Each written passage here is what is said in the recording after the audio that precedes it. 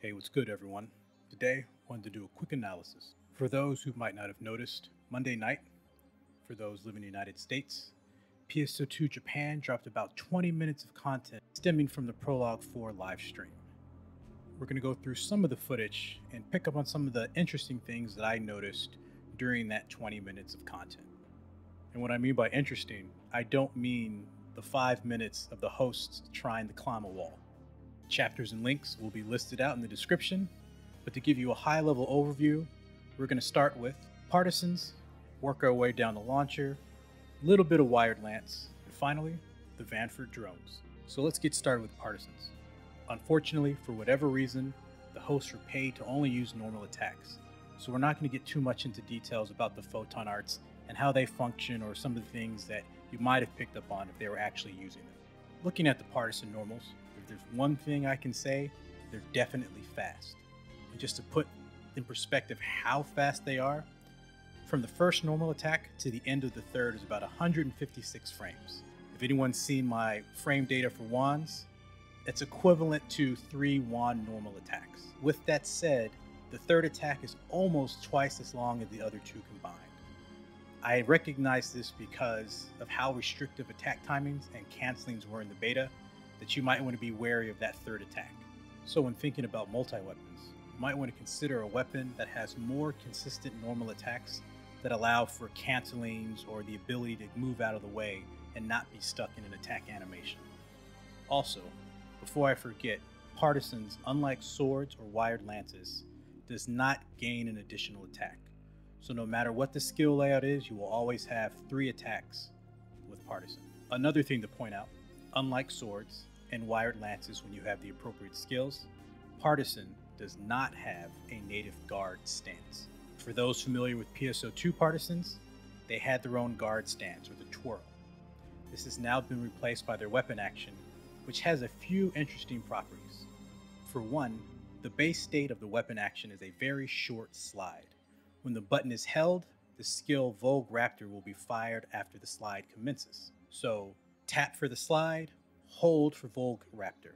Of course, it's important to note that Volg Raptor will not happen if you do not have the Hunter class skill that activates it. For those who may be familiar with PSO2, Volg Raptor was actually a Photon Art, where after marking a target and doing any damage within 3 seconds, would capture that damage and explode it, doing additional damage applied to that target. Other than being a weapon action skill similar to Rifle's Grenade, the function of Volg Raptor, other than some slight adjustments, virtually stays the same. In addition, Volg Raptor comes with a 60-second cooldown after sticking to the target, and I want to emphasize sticking to the target or hitting the target. And what I mean by that is that if you miss the target, the cooldown doesn't appear to occur, or at the very least, it's a very short cooldown before you can try and apply it to the target again. Another fundamental difference with Volg is that it appears in the video to last about 7 seconds, and so I'd likely put the entire duration somewhere between 10 and 15 seconds before it detonates. The timing itself does not appear to change even when you've initiated the first attack that would be captured by the explosion. Unlike PSO2, where in Volg, regardless if it lasted 10 seconds, the moment you hit the enemy, it started the 3-second countdown, and after 3 seconds, it would explode. And this third point, while it doesn't appear in the video, it is worth mentioning, and that is the ability that in the data mine is called Assault Charge, where after executing a Partisan Photon Art, you can follow up with Assault Charge using the weapon action.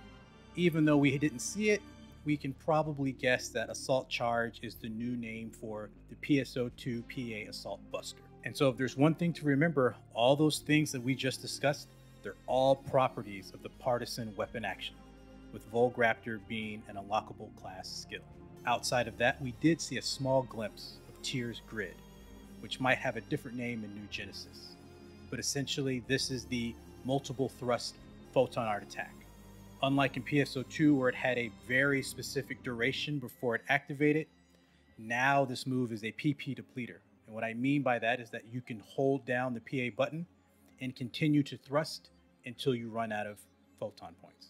One thing that is important to note is that it doesn't appear that while you are using this Photon Art that you will have super armor, meaning that if you get hit, you will get knocked out of the animation. And finally, we actually did get to see the Partisan Photon Blast, which is about 5 hits in total, with the 4th hit being the most powerful, which if we do the math accounts for about 70% of the damage done.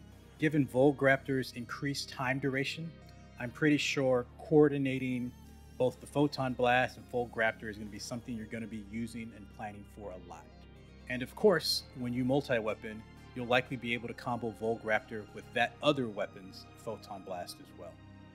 Moving on to launchers, I would definitely say this weapon has gotten one of the better facelifts compared to its PSO2 counterpart. The uncharged normals, while a little hard to see in the video, are fast. And what I mean by fast, I mean 25 to 30 frames fast. It's pretty deceptive. Charged normals definitely have some delay, but the movement looks smooth, and it doesn't feel like that's going to be much of an issue. Now you might have caught this from the Prologue 4 stream last week, but Launcher does have a skill that allows you to change its shooting properties, specifically from a single slug to a spread shot AoE, which changes based on the directional input that you're holding or not holding. While the spread shot form does appear to hit multiple enemies, or at least it was designed to do that, from the footage shown, it does appear that each bullet can hit a single target individually, though it does appear that the power is adjusted based on the number of bullets that have hit the target. In NGS, Launcher has 2 Photon Arts that I call PP depleters, meaning that you can hold down the button continuously and it'll continue to fire until you run out of PP. One of those is a Photon Art that actually was its complex Photon Art in PSO2. The other is the Photon Art from PSO2 known as Sphere Eraser, though looking through the data, they might have changed that name to Fear Eraser. Very similar, so we'll see which one stands during the official release. Unfortunately, due to a misclick, we did not get to see Launcher's Photon Blast, so that's still up in the air, and we'll find out in a week. There's a whole lot more that we can get into for Launcher, but really I think the video kind of tells the story for itself, so I'll just leave it as looks like a very big improvement. Moving on to wired lances, not too much I'm going to cover here. It plays pretty much as I expected, and if you look through the footage, it can be very difficult to tell what's going on because wired lances are very fast and also flashy. I will call out that in the footage, it didn't appear that many of wired lance's skills were unlocked. One of the things that I noticed was that the wired lances were only doing the 3-hit combo. You remember from the prologue and some other things we've picked up from the data, wired lances, similar to swords, have the ability of an extra attack. We can safely say that wired lances are definitely your go-to AoE melee weapon. While the attack depth isn't that great, it has a wide range. It's definitely going to hit anything that's next to you. With that said, I'm not too sure about the ability of its Photon Arts in non-mobbing situations. If I had to wager anything, it's definitely going to be wired lance's mobbing abilities through its normals and also its weapon action. Good news, we were able to see wired lance's Photon Blast, which for those who might have played Luster, it's pretty much PSO2's Luster time. As an aside, I would say it's up in the air whether or not Scion or successor classes are going to make it into the game. But I will say that it's not a good look when all of these classes are taking its skills and other abilities. And personally, that's not a bad thing. Now, before moving on to the smaller stuff, now that we've seen all of the Hunter weapons, I would rate them as such. Wired lances is great for mobbing, though I'm not sure if its PAs are well suited for more serious boss encounters. If anything, its power lies in its normal attacks and weapon action. Sword, similar to PSO2, is likely the middle of the road weapon that does well in both mobbing and boss encounters.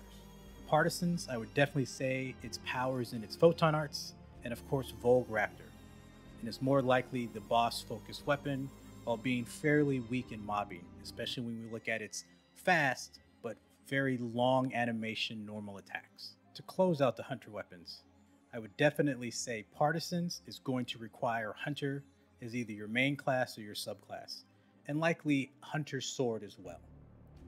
But Wired Lance definitely stands out as that weapon that, while benefits greatly from Hunter, is likely not required. With that said, Wired Lance's weapon action will likely make a strong multi-weapon across the board, regardless if you have Hunter as a class or not. And finally, the Vanford Drones, which are the specific gimmick for the Vanford Laboratory runes. These were also introduced during the Prologue 4 stream. In their default state, they're set to attack you, but once you hit them, you convert them to your side. Once converted, they stick to you like mags and contain their own battery meter. These meters represent the amount of energy they have to attack with. Other than that, the drones are a pretty simple concept. Once they've attached to you, they attack whatever you're targeting with an overhead beam. So don't expect them to hit a weak spot. While they will target that area, they're going to hit whatever's in its path. And that's pretty much it for this analysis. I would say I was definitely pleased that Sega surprised us last night dropping this content. Even though we didn't get to see everything, we did get to see a lot, and definitely builds excitement for next week. And once again, for those who may not know or might be new to Phantasy Star Online 2 New Genesis, the game officially releases June 9th. Once again, I hope you guys found this helpful and informative. If so, leave a like and a comment, and I'll catch you all next time.